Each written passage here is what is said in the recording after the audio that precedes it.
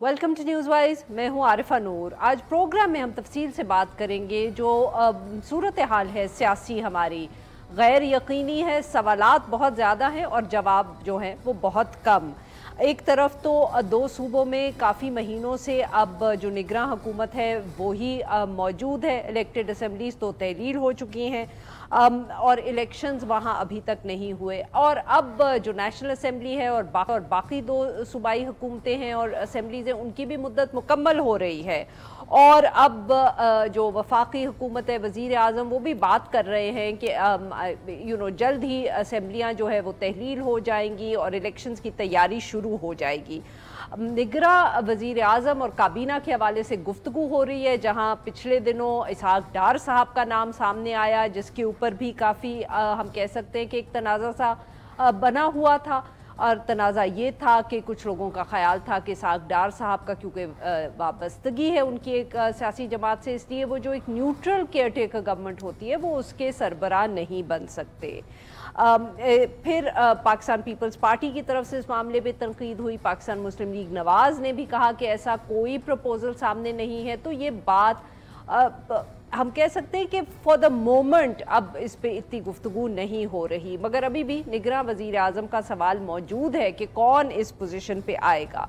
फिर इलेक्शन 60 दिन में होंगे या 90 दिन में या उससे भी आगे जा सकते हैं। अब हुकूमत जितनी भी यकीन दहानी करवा ले कि 90 दिन के अंदर अंदर इलेक्शंस हो जाएंगे, ये सवाल अभी मौजूद है। किसी को भी यकीन नहीं है या बहुत कम लोगों को हम कह सकते हैं यकीन है कि वक्त पे इलेक्शंस हो जाएंगे। कयास सराई बहुत हो रही है। कहा यह भी जाता है कि जो बड़ी जमातें इस वक्त हुकूमत में हैं उनमें भी पसे पर्दा ये खदशा मौजूद है कि वक्त पे इलेक्शंस ना हो। और इसी हवाले से दुबई में कहा जा रहा है कि मुलाकातें हो रही हैं नवाज शरीफ साहब की और आसिफ अली जरदारी साहब की। बहुत सी कयास सराई हो रही है कि वहाँ क्या गुफ्तगू हो रही है निगरां वज़ीर आज़म के हवाले से, या इलेक्शंस में कोई ताख़ीर का भी ज़िक्र हो रहा है। जितनी मीडिया स्टोरीज़ आप पढ़ें उतनी ही बातें सामने आती हैं।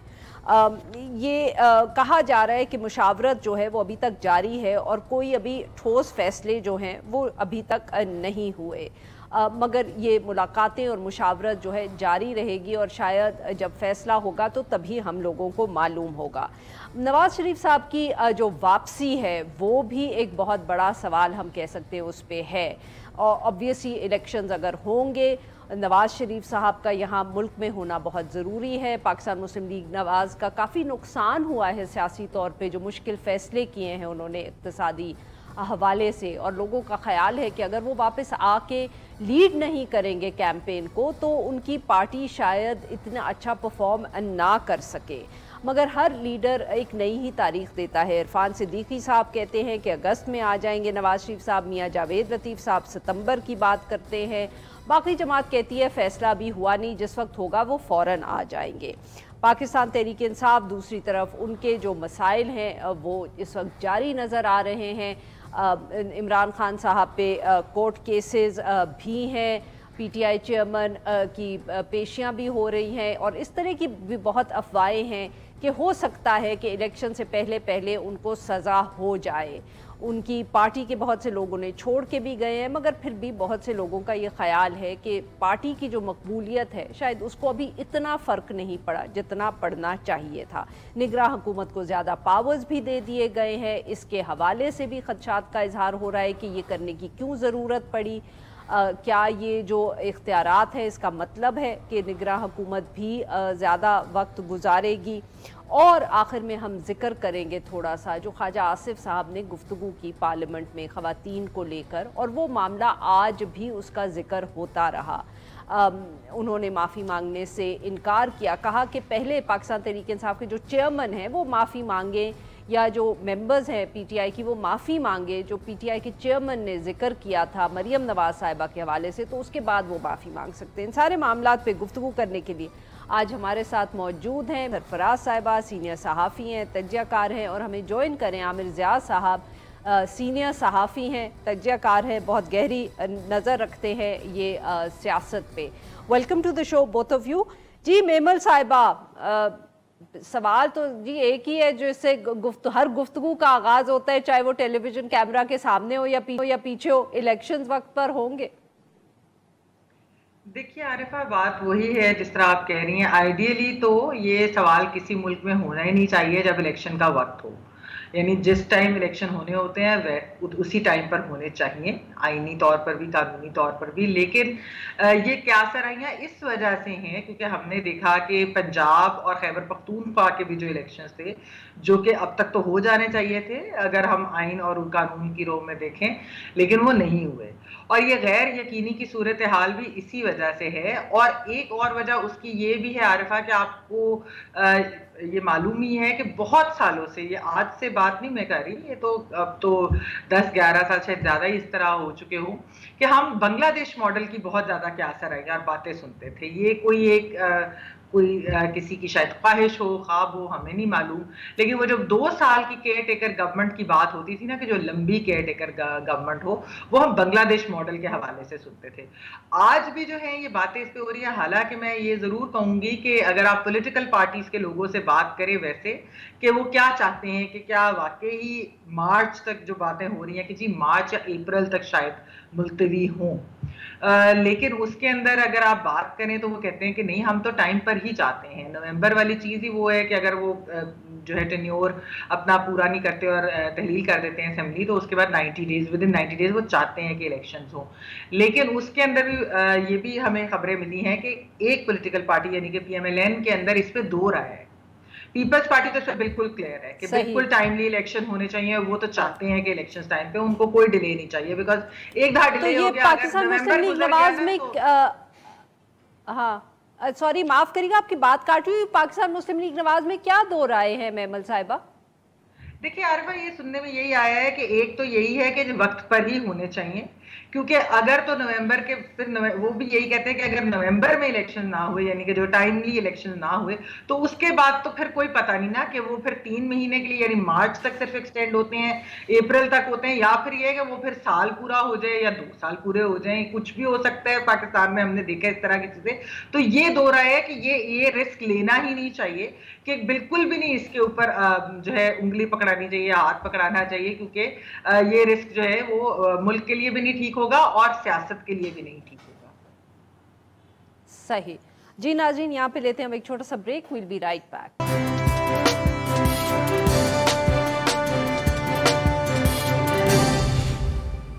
ویلکم بیک ناظرین. ہم گفتگو کر رہے ہیں مصطفیٰ نواز کھوکھر صاحب سے، سینئر سیاستدان ہیں، سابق سینیٹر ہیں، اور ہمیں جوائن کیا ہے میمل سرفراز صاحبہ نے اور عامر ضیاء صاحب نے، اور ہم بات کریں جو اوورآل سیاسی صورتحال ہے. جی مصطفیٰ صاحب، صرف الیکشنز پہ تو میمل صاحبہ نے ابھی بہت ہمیں بتایا ہے کہ کتنی غیر یقینی ہے، بٹ بتائیں کہ کیا اسحاق ڈار صاحب کا نام اب نکل گیا لسٹ سے یا ابھی بھی موجود ہے؟ کیونکہ everybody is very confident that he's still in the running.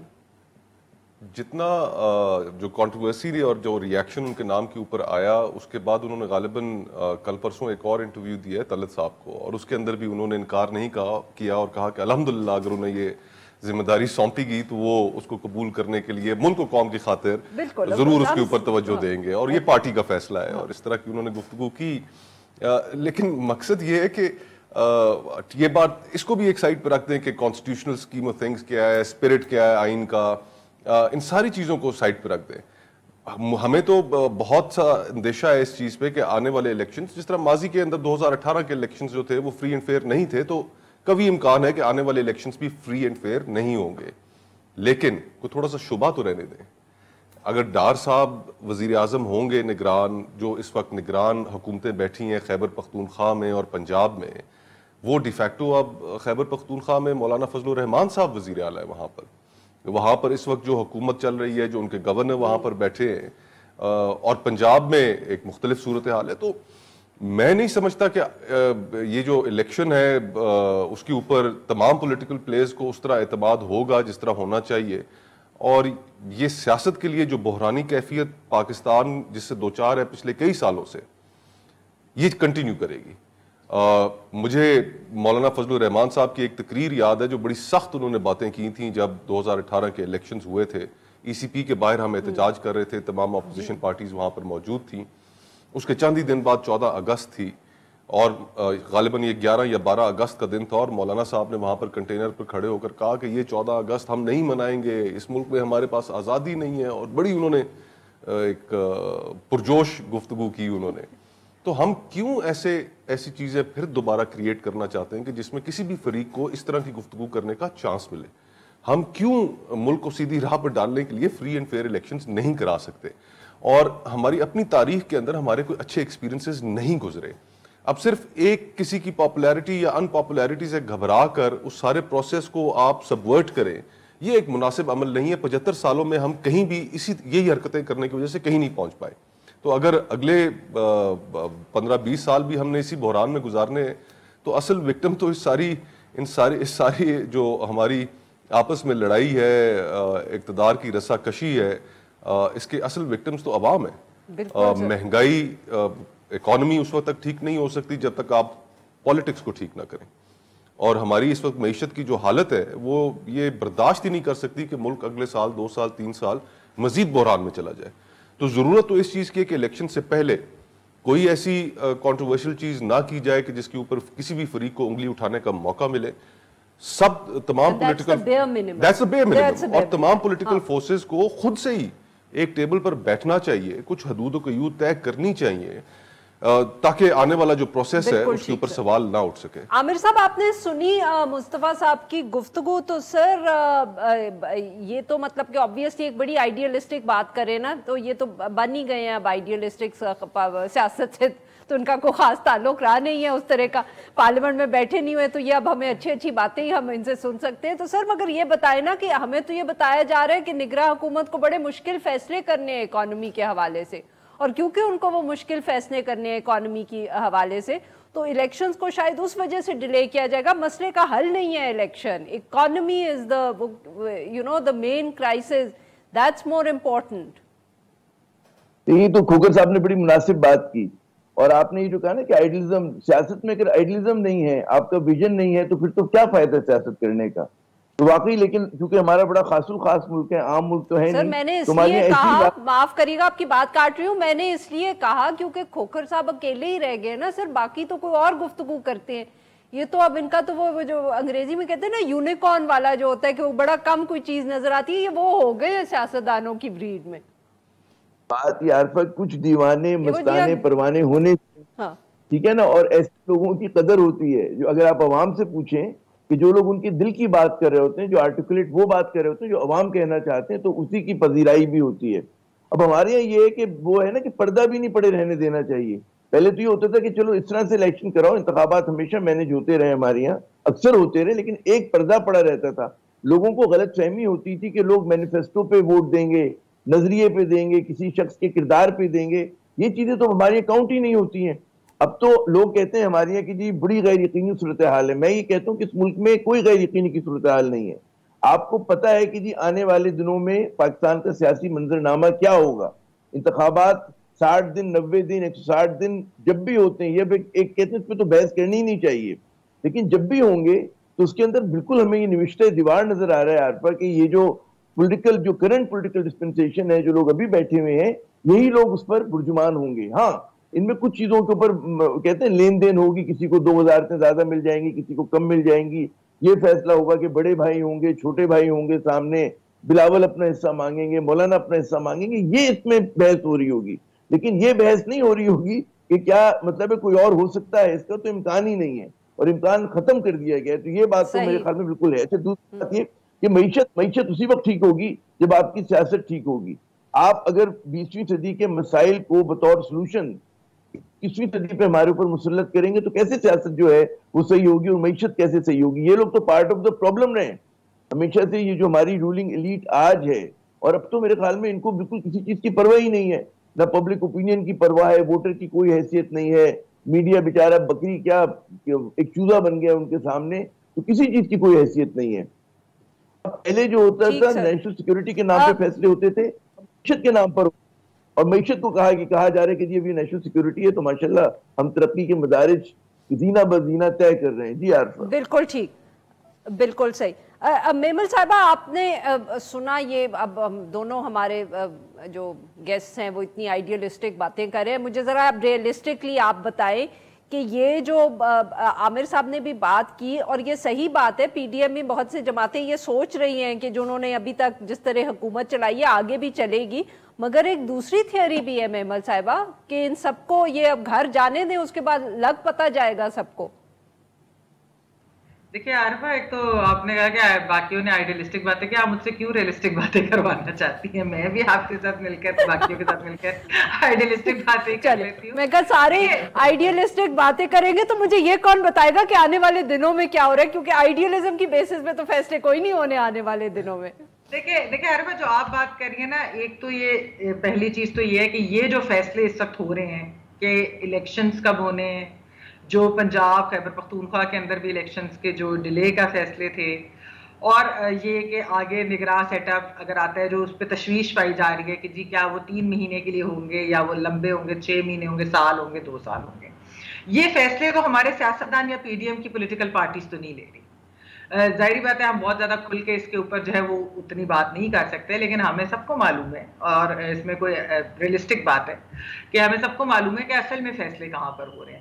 تو اسی وجہ سے یہ جو بات کہی جا رہی ہے کہ جب حکومت جائے گی, کیونکہ یہ جو پی ڈی ایم کی حکومت ہے, آپ نے دیکھا کہ پچھلے 1 سال میں جتنے کچھ مشکل معاشی فیصلے لیے گئے, پھر کچھ ڈیلے بھی ہوا ڈار صاحب کی طرف سے, جس کی وجہ سے آئی ایم ایف کا پروگرام اب جو بالکل نئے پروگرام میں چلے گئے. تو جو معاشی حالات, اکانومی جس طریقے سے پاکستان میں مہنگائی ہوئی ہے, تو ایک جو بیگیج ہے وہ پی ڈی ایم حکومت کے اوپر ہے. یعنی لوگ بھول گئے ہیں کہ پچھلی حکومت کی کارکردگی کیا تھی یا اس وقت کیا تھا, یا انہوں نے اگر آئی ایم ایف کے پروگرام کے ساتھ انہوں نے جو ہے انہوں نے کنڈیشنز نہیں مانی اور انہوں نے سبسڈیز دے کر گئے جب نظر آ رہی تھی کہ حکومت جا رہی ہے, تو وہ والی چیزیں لوگ بھول گئے ہیں. کیونکہ دیکھیے فیس جو ہوتا ہے وہ جو وقت کی حکومتیں وقت ہوتی ہے, اور انہیں بھی چاہیے چیزیں, کیونکہ رات صاحب نے ڈیلے بھی بہت کیا تھا. تو اس لیے یہ جو ایک بیگیج ہے کہ جب پی ڈی ایم کی حکومت جائے گی, اچھا پی ڈی ایم کی حکومت جانے کے ساتھ پھر آپ کو پتہ ہے کہ ایک تبدیلی جو ہے وہ, جس طرح پچھلے سال ایک تعیناتی کی بات ہو رہی تھی, اس سال جو ہے وہ نئے چیف آنے ہیں, لیکن وہ عدلیہ میں آنے ہیں. ہمارے یہاں 2 اسٹیبلشمنٹ ہیں, ملٹری اسٹیبلشمنٹ اور جوڈیشل اسٹیبلشمنٹ ہے. تو ایک اسٹیبلشمنٹ کے اندر تو چینجز پچھلے سال ہوگی, اب جوڈیشل اسٹیبلشمنٹ کے اندر چینجز ہونی ہیں. تو اس کا بھی بہت ساری چیزوں سے ہے کہ دیکھتے ہیں کہ ابھی جو کرنٹ چیف ہیں ان کے بارے میں. اس کے بعد کیا پولیٹیکل اسٹیبلشمنٹ کا بھی میں بھی تبدیلی کی گنجائش ہے کہ نہیں؟ ملٹری اسٹیبلشمنٹ میں ہو گئی, جوڈیشل اسٹیبلشمنٹ میں ہونے والی ہے, تو پھر اس کے بعد پولیٹیکل اسٹیبلشمنٹ میں بھی تو تبدیلی ہوگی نا, پولیٹیکل اسٹیبلشمنٹ میں جو تبدیلی کی بات ہے نا, اب جس طرح مصطفیٰ صاحب نے بھی بات کی, عامر صاحب نے بھی بات کی, اصل بات یہ ہے کہ جو لوگوں کا مینڈیٹ ہے, اگر وہ 2018 میں چھینا گیا تھا, سب سے زیادہ کنٹروورشل الیکشنز تھے وہ حالیہ جو ہماری ہسٹری گزری اس میں, تو اب کے بھی جو اگر الیکشنز ہیں, اگر اس طرح کی کوئی چیز ہوئی کہ جس میں لوگوں کا مینڈیٹ, یعنی کہ ٹھیک ہے ان کی چوائس ہے, وہ جس کو بھی الیکٹ کرنا چاہتے ہیں, آپ ان سے اختلاف کر سکتے ہیں, لیکن وہ عوام کا مینڈیٹ ہوتا ہے. تو اگر عوام کا مینڈیٹ چھینا جا رہا ہے تو پھر تو ویسی پولیٹیکل اسٹیبلشمنٹ میں ایک ان نیچرل چینج تو ہوئی نا, پھر وہ نیچرل آرگینک چینج تو نہیں ہوگی جو بھی ہوگا. تو یہ چیزیں بھی ہیں. اور جہاں تک کیئر ٹیکر سیٹ اپ کو پرولونگ کرنے کی بات ہے, دیکھیے ویسے تو اس کے اندر بہت سارے لوگ یہ کہتے ہیں کہ آئی ایم ایف کی کنڈیشنز ہی کی وجہ سے شاید ایکچولی الیکشنز ٹائم پہ کرانے پڑ جائیں, کیونکہ ان کے اندر جو ہے اس کے اندر ایک تو یہ بھی کچھ لوگ اس بارے میں کہتے ہیں. لیکن کیونکہ ایک پولیٹیکل انسٹیبلٹی اتنی زیادہ ہے, اور اس سے پھر آپ کو پتا ہے کہ معاشی بھی آپ کی انسٹیبلٹی نہیں صحیح ہوگی جب تک یہ دونوں چیزیں آپس میں انٹر لنک بھی ہیں بہت ساری چیزوں میں. تو یہ ایک تشویش تو ہے. لیکن جیسے میں نے شروع میں کہا کہ ان این آئیڈیل ورلڈ تو الیکشنز کی ڈیٹ کے اوپر بات ہی نہیں ہونی چاہیے اور وقت پر ہی ہونے چاہیے. لیکن انفارچونیٹلی ہم ایک ایسی جگہ پہ رہتے ہیں جہاں پر یہ سوالات اٹھتے ہیں بار بار, کیونکہ ادھر کوئی چیز انپریسیڈنٹڈ نہیں جی نہیں ہے. جی نہ لیتے ہیں ایک چھوٹا سا break, well be right back.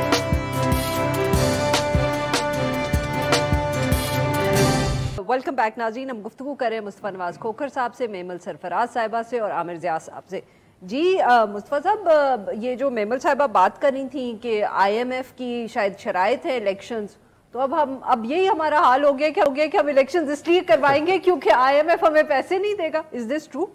جی, گفتگو جس کانٹیکسٹ میں ہم کر رہے تھے, ایک لمحے کے لیے میں صرف اس پہ اتنا کامنٹ کرنا چاہوں گا کہ ظاہری بات ہے ہماری سیاست کے اندر جو ہماری اسٹیبلشمنٹ کا, ملٹری اینڈ جوڈیشل, ان کا جو اثر رہا اس کے اثرات نمایاں ہیں ہماری سیاست پہ. لیکن وہاں پر کون سے ایسے افلاطون اور سقراط بیٹھے کہ جنہوں نے کبھی کوئی ٹھیک فیصلہ کیا ہو؟ آج 75 سالوں میں ہم جس مقام پر پہنچے ہیں اس کے اندر ماشاءاللہ بڑا کردار ہے دونوں حصوں کا. جوڈیشری کا اپنا کردار ہے اور ملٹری کا اپنا کردار ہے. تو ایک دفعہ ہمارا تقاضا تو صرف اتنا سا ہے کہ ایک دفعہ یہ تجربہ بھی کر کے دیکھ لیں کہ آپ نے ڈائریکٹ رول بھی کر کے دیکھ لیا, ڈکٹیٹرشپس بھی ہم نے دیکھ لی, آپ نے ہائیبرڈ بھی کر کے دیکھ لیا, ایک دفعہ لوگوں کو بھی فیصلہ کرنے دیں, ان کو بھی چننے دیں کہ وہ جو فیصلہ کرتے ہیں وہ بھی ہم دیکھ لیتے ہیں. یہ کتنا برا ہو سکتا ہے, یہ کتنا برا ہو سکتا ہے. تو یہ اب آئی ایم ایف والی جو بات ہے, اب obviously ایک پاکستان ایک فکس میں تو ہے اکنامکلی, اور اس میں جو یہ سٹینڈ بائی فیسلٹی ہے یہ صرف 9 مہینے کے لیے جو مارچ میں جا کے ایکسپائر ہو جانی ہے. اور پھر ساتھ ہی ساتھ ہمیں یہ بھی ذہن میں رکھنا چاہیے کہ مارچ میں سینٹ کے الیکشنز بھی ہیں, اور اس سے پہلے اکتوبر میں یا سپٹمبر میں جہاں پر چیف جسٹس صاحب کی تبدیلی ہو رہی ہوگی وہاں پہ صدر مملکت کی ٹرم بھی ختم ہو رہی ہے. تو اگر ہم الیکشنز کو ڈیلے کرتے ہیں, آئی ایم ایف کی یہ ڈیمانڈ, اور یہ ایکسپیکٹیشن, ڈیمانڈ تو نہیں کہیں گے لیکن ایک ایکسپیکٹیشن ہو سکتی ہے کہ جی جب یہ پروگرام ختم ہو تو ایک نئی حکومت آ کے ہم سے نیگوشیٹ کرے ایک بڑا پروگرام. اور اگر یہ ہم الیکشن اس سے آگے لے جاتے ہیں وہ ایکسپیکٹیشن بھی تھوڑی سی کمپرومائز ہوگی, اور ساتھ جو ہماری اپنی کانسٹیٹیوشنل اسکیم آف تھنگز ہے اس کے اندر صدر کے الیکشن کا کیا بنے گا, سینٹ کے الیکشنز کا کیا بنے گا, انہیں کون منتخب کرے گا, وہ جو سارے کالجز ہیں, صوبائی اسمبلیاں ہیں, وہ تو اپنی جگہ پر موجود نہیں ہوں گی. اور اس صورتحال میں پھر ہم ایک اور بڑے گہرے آئینی بحران کی طرف چلے جائیں گے. If that matters. If that matters. کہ اب تو یعنی کہ کوئی چیز میٹر ہی نہیں کر رہی نا. آج آپ اور میں پروگرام میں ہم جو لوگ شریک ہیں, ہم کانفیڈنس کے ساتھ نہیں کہہ سکتے کہ ہاں کہ الیکشن ہوں گے, اس لیے نہیں کہہ سکتے کہ پنجاب میں اور خیبر پختونخوا میں آئین کی جو واضح شکیں تھیں اس حوالے سے وہ وائلیٹ ہوئی ہیں, نہیں ہوئے وہاں پر الیکشنز. تو اگر وہاں پر الیکشنز ہوئے ہوتے تو آج ہم شاید اسی کانفیڈنس کے ساتھ کہہ رہے ہوتے کہ نہیں وفاق میں بھی الیکشنز ہوں گے. اور اب ان پولیٹیکل پارٹیز کا جو المیہ ہے وہ یہ ہے کہ کیونکہ یہ ہینڈ ان گلو رہے ہیں پنجاب اور خیبر پختونخوا کے الیکشنز ڈیلے کرانے میں, تو ان کو پتا ہے کہ شاید ان کے ساتھ بھی ہاتھ ہو سکتا ہے.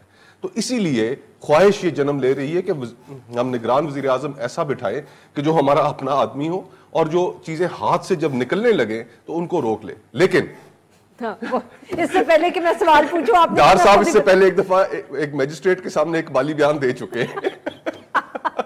یہ بات ذرا ذہن نشین رکھیں. عامر صاحب, مصطفیٰ صاحب تو کسی اور ہی طرف لے گئے. میں یہ کہنا چاہ رہی تھی کہ یہ جو اپنا بندہ کہیں بٹھانے کی ایک ہماری خواہش ہوتی ہے نا سیاست دانوں کی, اس نے بڑے بڑوں کو مات کیا ہے اور بڑے بڑے ہمیں مصیبتوں میں ڈالے. مجھے ڈر یہ ہے کہ کئی دفعہ اس دفعہ کیئر ٹیکر پی ایم بھی اپنا بندہ آ گیا, اسی نے پھر ہمارے ساتھ ہاتھ کر دینا. یہ پاکستان کے زوال میں مشکلات میں بہت بڑا جو کہتے ہیں نا وجہ ہے, اس کی وہ اپنا بندہ لانے کا وہ تجربہ ہوتا ہے. جو ہماری یہاں اقربا پروری ہے, ہماری یہاں موروثی, اس نے ہی ہمارا بیڑا غرق کیا ہے. اچھا, اب وہ آپ بتا رہی تھی کہ ڈار صاحب نے پھر دوبارہ انٹرویو دیا طلعت صاحب کے پروگرام میں, یہ کہا کہ جی میں قربانی دینے کے لیے تیار ہوں. غالباً یہ وہ قربانی ہے کہ جو ہم نہیں سنتے. لوگ ہاتھ جوڑتے ہیں کہ جناب آپ یہ قربانی نہ دیں تو اس ملک کے اوپر بہتر ہوگا. دیکھیں, لوگ کہتے ہیں اسحاق ڈار کو اکنامک گرو, یہ نون لیگ کا پروپیگنڈا ہے, یہ ان کے حامی میڈیا کا پروپیگنڈا ہے. لیکن آپ یہ دیکھیں پاکستان کے, میں سمجھتا ہوں, اور کسی آپ ماہر معیشت سے بات کریں وہ کہے گا جی پاکستان کی تاریخ کے ناکام ترین وزیر خزانہ ہیں. کیوں ہیں؟ 2013 کے جب اس میں ٹرم میں تھے تب بھی پاکستان کو جو ایک بہت بڑے بحران کا سامنا کرنا پڑا بیلنس آف پیمنٹ کا, وہ ان کی وجہ سے تھا, ان کی اکنامک مس مینجمنٹ کی طرف سے کی وجہ سے تھا. یہاں پہ جو وہ تھے ہمارے مفتاح اسماعیل صاحب, انہوں نے 7th اور 8th ریویو کمپلیٹ کر دیا تھا. 9th ریویو آپ کو مل جانا چاہیے تھا بغیر کسی مسئلے کے. لیکن ڈار صاحب کا کچھ اوبسیشن ہے ان کا, یہ سمجھتے ہیں کہ میں آئی ایم ایف سے میں سب سے تجربے کار ہوں, مجھے بات چیت کرنی آتی ہے. لیکن یہ جیو پولیٹکس تو بھول گئے. جب 2013 کا ان کا دور تھا, ویور آپ کو اس لیے مل رہے تھے کہ امریکن فورسز افغانستان میں تھیں. اب جب آپ نے میرٹ نیگوشیٹ کیا تو آپ کو اپنا پتہ چل گیا کہ آپ کی کتنی نیگوشیشن کی اسکل ہے. اس کے بعد آپ دیکھیں انہوں نے اتنے بھونڈے انداز میں آئی ایم ایف کا تذکرہ کیا کہ ایک بڑی خلیج پیدا ہو گئی آئی ایم ایف کے درمیان اور ان کے درمیان. اور جو کام ہمارا فائنانس منسٹر کیا کرتا تھا اور سینٹرل بینک کا گورنر کرتا تھا, اس کے لیے آرمی چیف کو اور پرائم منسٹر کو آنا پڑا. پھر آپ کو جا کے یہ جو 9 مہینے کا سٹینڈ بائی ملا ہے. تو اگر آپ اپنے بندے کو لے کر آتے ہیں تو اس کا مطلب یہ کہ اگلا الیکشن کمپرومائز ہوا, آپ کی معیشت پھر اللہ ہی مالک ہے کہ اس معیشت کا کیا حال ہو, اس کے ساتھ مطلب کتنے مزید تجربے کیے جائیں گے. ہمارے یہ کیوں نہیں ہوتا؟ ہم لوگ جو اولڈ بوائز کلب میں پھنس گئے ہیں, جو جب ہمارے بال کالے ہوتے تھے تب بھی یہی لوگ ہوا کرتے تھے چلانے والے. آج جب ہم لوگ میں ریٹائرمنٹ کے قریب آ رہا ہوں تو یہی لوگ چلا رہے ہیں. ٹھیک ہے نا. اور آپ کے نئے اکانومسٹ نہیں آ رہے, نئے سیاستدان نہیں آ رہے. جو نئے آتے ہیں کھوکر صاحب جیسے انہیں سائیڈ لائن کر دیتے ہیں. جو آپ کے یہاں ایک ایوولوشن ہونا چاہیے, ایک ارتقا ہونا چاہیے. آپ کے یہاں DNA زیادہ اہم ہے, آپ کے خاندان والا ہونا بہت زیادہ اہم ہے. آپ جب تک سمجھی نہیں ہوں گے آپ نہ وزیر خزانہ بن سکتے ہیں نہ آپ نگراں وزیر اعظم بن سکتے ہیں. آپ سوچے تو کہ کیا مذاق ہو رہا ہے پاکستان کے ساتھ. مفتاح اسماعیل کے بارے میں یہ کہا, یہ کھوکر صاحب سے پوچھا ہے, مفتاح اسماعیل صاحب کے بارے میں کہا کسی نے کہ جی مستقل وزیر خزانہ وہ اس لیے نہیں بن سکتے تھے کہ جناب اسحاق ڈار تھے پارٹی میں, اور ان کا اعتماد جو ہے وہ ظاہر ہے کہ ان پر ہے, نواز شریف صاحب کے اسحاق ڈار پہ. تو انہوں نے سوچا کیسے کہ وہ جو ہے مستقل بن جائیں گے. تو جس پارٹی میں یہ سوچ ہو, جہاں پر آپ کو اپنے خاندان سے باہر کے لوگ نظر نہ آتے ہوں, پھر تو جو ملک کا حشر ہو رہا ہے کم ہو رہا ہے. بحران اتنے پڑے مجھ پر کہ کہتے ہیں نا آسان ہو گئے, وہ تو شعر تو تھا نا, مشکلیں اتنی پڑی کہ مجھ پر آسان ہو گئے. یہاں بحران ہم پر اتنے پڑے کہ اب لگتا ہے کوئی بحران نہیں, لیکن اس کا ٹول ہوگا, اس کی قیمت ہمیں ادا کرنی پڑے گی. آج نہیں, مجھے تو بالکل نظر آ رہا ہے کہ آپ کی کوئی ڈائریکشن ہی نہیں ہے, کوئی سمت ہی نہیں ہے. لوگوں میں مایوسی ہے, پڑھے لکھے لوگ مایوس ہیں, وہ اس ریاست سے مایوس ہیں, اپنے پارلیمنٹ سے مایوس ہیں, اپنے اداروں سے مایوس ہیں. کیسے چلے گا یہ ملک؟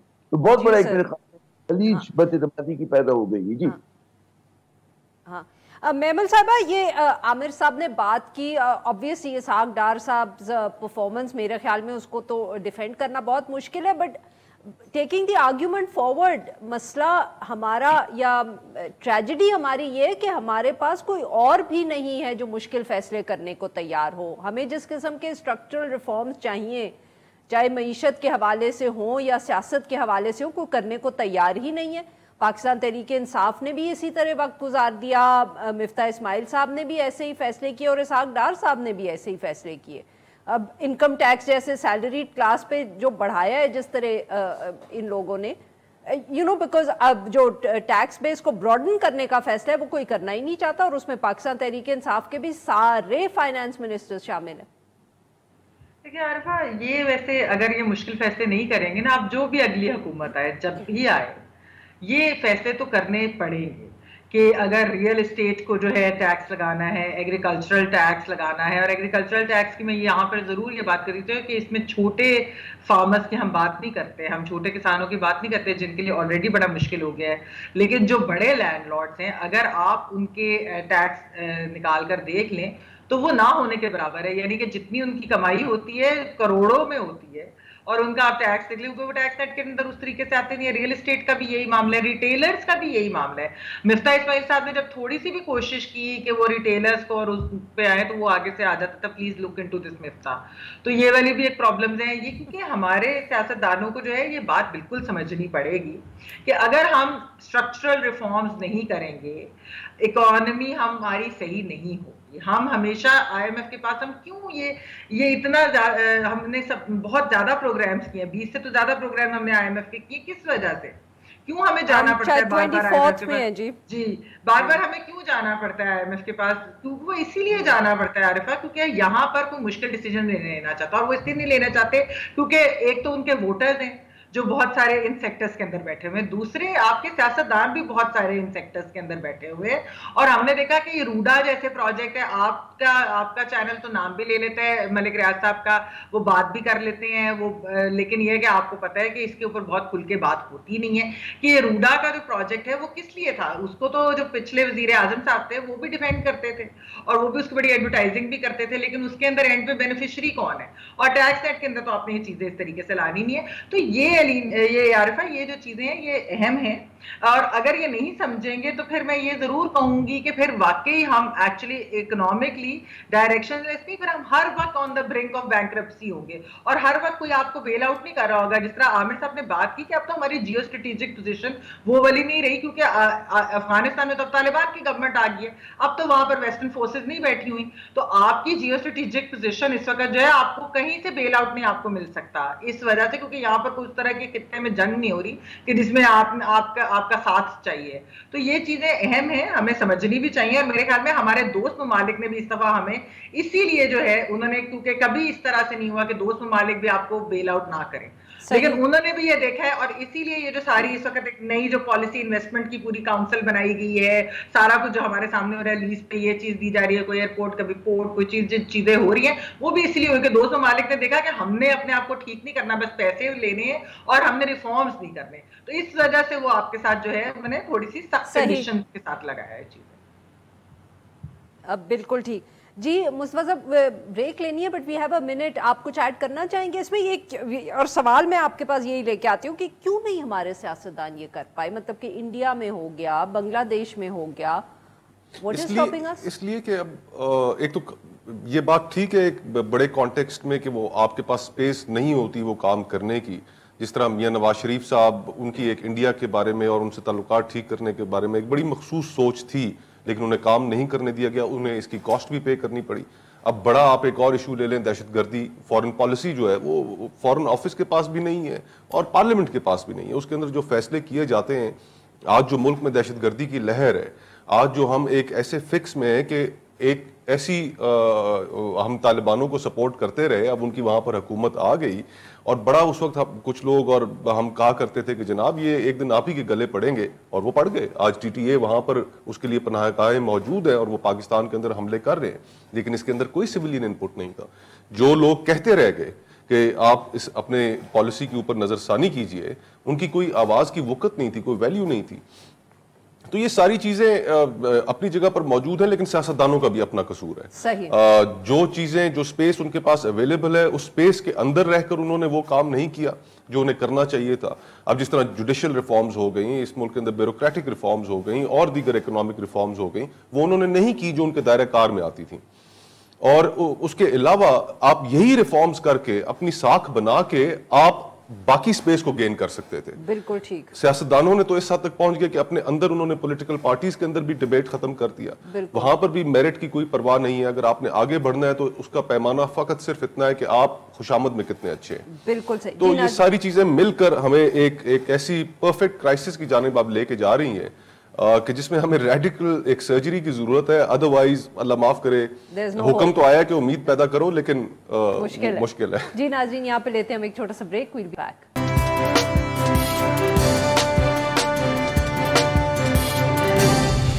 ویلکم بیک ناظرین، ہم گفتگو کر رہے ہیں مصطفیٰ نواز کھوکھر صاحب سے، میمل سرفراز صاحبہ سے اور عامر ضیاء صاحب سے۔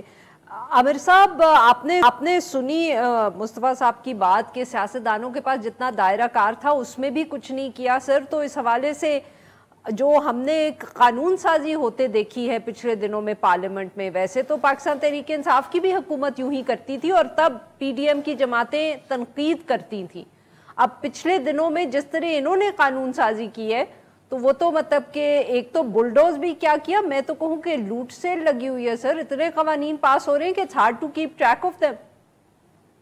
جی بالکل درست فرمایا، اور یہ جو کھوکھر صاحب نے پوائنٹ ریز کیا تھا کہ جو اسپیس ملی ہے ہمارے سیاستدانوں کو، اس میں انہوں نے کیا کارنامے انجام دی۔ اسٹیبلشمنٹ کہتا تھا کہ جی آپ کرپشن کریں، آپ مطلب ہے کہ ایجوکیشن کے اندر آپ لوگ کام نہ کریں، وہاں پر منمانی بھرتیاں کریں، اپنی پارٹیز میں الیکشن نہ کرائیں، ہیلتھ سیکٹر کے اوپر توجہ نہ دیں۔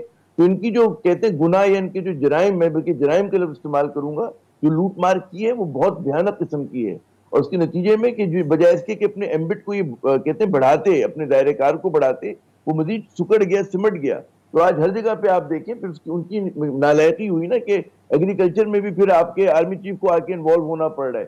اب یہ ایک الگ بحث ہے کہ مطلب ہونا چاہیے نہیں ہونا چاہیے، لیکن وجہ یہ کہ آپ نے اسپیس خالی دیا، آپ نے ویکیوم دیا کہ جہاں پر جو کام سویلینس کے کرنے تھے یا اس لیڈرشپ کو کرنے تھے انہوں نے نہیں کیے۔ تو ایک تو یہ بات ہوگی۔ جہاں تک قانون سازی کی بات ہے، 15 ماہ میں جو بھی قانون سازی ہوئی، سٹارٹنگ فرام ڈے 1 نیب قوانین میں ترامیم سے لے کر آج تک آپ دیکھ لیں تو واقعی ایسے ہی ہوا ہے کہ اس کے اندر ایک تو میں کہتا ہوں کہ جی نامکمل پارلیمنٹ تھی، قومی اسمبلی میں 100 سے زیادہ نشستیں خالی تھیں، وہاں پہ کوئی جینوین اپوزیشن نہیں تھی۔ آپ کے پاس ہمیشہ ٹریڈ یونین میں لفظ ہم نے سنا تھا کہ پاکٹ ٹریڈ یونین، وہ ٹریڈ یونین جو سیٹ کی جیب میں ہوتی ہے، پہلی بار ہوا کہ پاکٹ اپوزیشن بھی تھی ہمارے پاس، کہ جس کا جو سربراہ ہے یا لیڈر آف دا اپوزیشن ہے حکومت کی جیب میں ہے۔ تو یہاں پر پھر آپ کیا بحث مباحثہ ہوگا، کیا قانون سازی ہوگی، جو پھر ان کا مطلب دل چاہے گا کریں گے۔ اور مجھے ایک بات بتائیے کہ کون سا قانون اس لیے بنا کہ اس سے عوام کی زندگی سہل ہو رہی ہو، ان پہ سے کوئی بوجھ کم ہو رہا ہو؟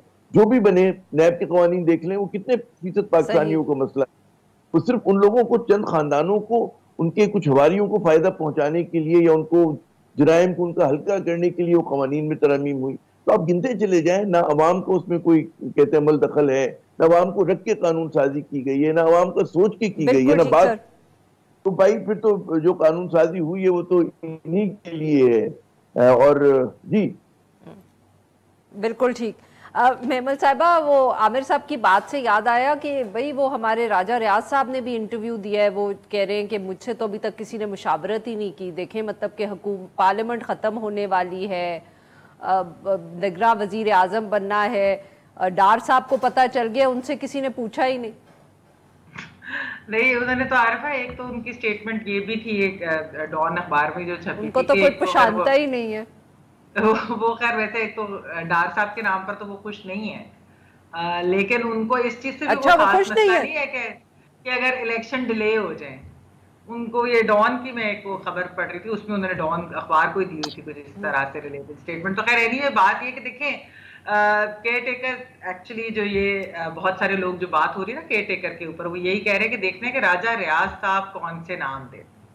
असल तो उसमें देखा जाएगा, क्योंकि आपको पता ही है कि अगर कंसेंसस नहीं होगी तो फिर जो है वो इलेक्शन कमीशन के पास चले जाएगा अगर नाम हुकूमत और ऑपोजिशन की ना है। तो देखते हैं कि वैसे राजा रियाज साहब से बेशक अभी मुशावरत ना हुई, लेकिन बड़ा कलीदी किरदार अदा करेंगे ये अगली जो हुकूमत केयर टेकर आने वाली होगी उसमें।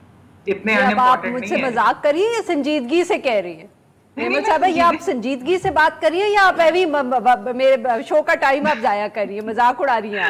नहीं आरिफा, मैं आपका मजाक नहीं उड़ा रही, मैं असल पे कह रही हूँ कि लोग ये इसके ऊपर संजीदा लोग ये बात संजीदगी से कर रहे हैं कि जो राजा रियाज साहब नाम लाएंगे वो काबिले गौर होंगे, और क्या उसके बाद फिर हुकूमत और ऑपोजिशन यानी कि राजा रियाज साहब इन लोगों की जो है कि वो कंसेंसस हो पाएगी कि नहीं, क्योंकि अगर कंसेंसस नहीं होगी तो आपको पता है कि फिर तो इन दोनों के हाथ से मामला निकल जाता है और फिर इलेक्शन कमीशन में चला जाएगा। तो ये वो मैं कह रही हूँ कि उनका कलीदी किरदार होगा जो नाम वो देंगे। अब देखना है कि क्या इनको हुकूमत कायल कर पाएगी, जिस तरह काफी चीजों पर तो ये हुकूमत ऑपोजिशन को कायल करी गई है, जिस लीडर ऑफ ऑपोजिशन। मुस्तफा साहब, ये मुझे तो मेमल ने भी, मेमल साहिबा ने भी क्या बात कर दी कि राजा रियाज साहब ऐसे नाम देंगे जो शहबाज शरीफ साहब के। Can you imagine that scene जिसके अंदर शहबाज शरीफ साहब कमरे में बैठे होंगे, फिर राजा रियाज साहब आएंगे, शहबाज शरीफ साहब कहेंगे ये मेरे 3 नाम है, और राज साहब कहेंगे ठहर जाओ जी मेरी भी लिस्ट है। I mean can you imagine this? देखिए मेरा तो ख्याल है कि मेरा मशवरा तो राजा साहब को ये होगा, ऑपोजिशन लीडर को मेरा मशवरा ये होगा कि वो कू कर दें, बगावत कर दें। अच्छा। और अपना ही नाम दे दें कि मैं बनूंगा निगरान वजीर आजम। आइन का जनाजा जरा धूम से तो निकले। जी आमिर साहब, मैं कह रहा हूँ जब डार साहब ये ख्वाहिश कर सकते हैं, उनके सर पे लोग बिठाने को तैयार है हुमा को, तो राजा रियाज भी ख्वाहिशी की तो बात है, बिल्कुल करें, तो आने करें। और मतलब और भी मैं भी अपना नाम डाल दूं। थिएटर ऑफ द एब्सर्ड है, इसके अंदर बस एब्सर्डिटीज और होने दे। अच्छा, मैं तो कहता हूँ सबसे पहला नाम उन्हें नाम ही एक देना चाहिए, और अपना, बस कहानी खत्म करें। अगर उधर से डार साहब का आएगा तो इधर से उनका आना चाहिए। Nothing short of that, nothing short of that. ना तेरी नहीं तो ये तेरी मेरी क्या, ये तो फिर इन दोनों में से ही फिर कोई होगा ना। तो बस ठीक है, अब मजाक हो रहा है, आप मजाक करने पे तुले हुए इस मुल्क के साथ, आइन का जनाजा निकालने पे तुले हुए, तो इस तरह निकाले फिर। हम भी मजाक कर अब क्या रह गया पीछे, यानी कि मोतबर होना है। मैं ही कहता राजा रियाज साहब को मजीद मोतबर होना है अगर शरीफ खानदान की निगाहों में, तो मरियम नवाज का नाम दें। बड़ा मतलब है, आप सोचिए कितने ढोल बजेंगे। Exactly, ये भी बहुत अच्छी तजवीज़ है। इलेक्शन लड़ना है सर, क्या बातें करे बाप दो। फिर तो नून लीग का टिकट पक्का है ना। नहीं अगर मरियम साहिबा का नाम देंगे तो फिर तो में इजाजत नहीं है। मुस्तफा साहब क्या बातें कर रहे हैं? नहीं, वो नहीं लड़ेंगे इलेक्शन, कोई मसला नहीं है, दें तो सही, चैलेंज करें ना निजाम को। मैं तो कह रहा हूँ बगावत करें। मरियम नवाज साहिबा ने तो लड़ना है ना। हाँ, मैं वो उस पॉइंट से कह रही थी कि मरियम नवाज साहिबा ने नहीं तो सलमान शहबाज का दे दें या फिर किसी और। मेमल साहिबा, सलमान शहबाज साहब का इज अ गुड आइडिया, या हुसैन नवाज साहब का दे दें, हसन नवाज साहब का दे दें। काफी ज्यादा इस तरह की चीजें हैं। खैर नहीं, बात सिंपल सी है। देखिए आरिफा, असल में क्या मसला है, ये जो इस डिस्कशन को अगर आप देख लें कि संजीदगी हमें भी इसलिए नहीं है क्योंकि हमें भी मालूम है, नजर ये आ रहा है कि इन इलेक्शन में पता नहीं क्या होना है, ऐसी चीजें होनी है कि जो बहुत भोंडे अंदाज से होनी है। वो बेशक केयर टेकर सेटअप हो, क्योंकि हम भी इसलिए, वरना आप मतलब सीरियस एनालिसिस के अंदर हम किस तरीके से इस किस्म के मजाक कर सकते हैं, बट वो हो ही इसलिए रहा है। तो यही तो अलमिया है हमारा, अनफॉर्चुनेटली। हाँ नहीं, लेकिन महमल उसमें एक चीज ये भी है ना कि आप देखें, हमने तो पहले दिन से इसको एक मजाक बनाया है ना, पूरी दुनिया की पार्लियामान की तारीख में, दुनिया भर की पार्लियामानों की तारीख में आप मुझे कोई ऐसी एग्जांपल दिखाएं कि जहां पर अपोजिशन लीडर, मेरे दोस्त हैं, मैं एहतराम है उनके लिए, राजा रियाज साहब के लिए, लेकिन दिखाएं कि कहीं पर कोई अपोजिशन लीडर खड़ा होकर कहे कि मैंने अगला जो इलेक्शन है वो हुकूमती बेंचेस की एक जमात के टिकट के ऊपर लड़ना है। बिल्कुल। और हुकूमती एक गलती उसमें पाकिस्तान तहरीक इंसाफ की भी थी, जिस तरह उन्होंने en masse रिजाइन किया था, उस वक्त भी उनको यही समझाया जाता था कि आप ना इस्तीफे दें, आप बैठे अपोजिशन में, लीडर ऑफ अपोजिशन बने, आप इस हुकूमत को जो है टफ टाइम दें। लेकिन उन्होंने तो सोचा कि हमने पार्लियामेंट से सिस्टम से बाहर रह के सब कुछ करना है। ये भी तो एक मसला है कि जिसकी वजह से आज हम इस मैच पे जो हैं वो ये सिस्टम से जो बाहर रह के सियासत करने का जो ख्वाहिशात और जो फिर होश उसके साथ एसोसिएट किए जाते हैं, ये बहुत अनफॉर्चुनेट है। बिल्कुल सही। बहुत बहुत शुक्रिया हमारे 3 मेहमानों का, उन्होंने हमारे लिए वक्त निकाला। आज के लिए बस इतना ही। We'll be back tomorrow at the same time.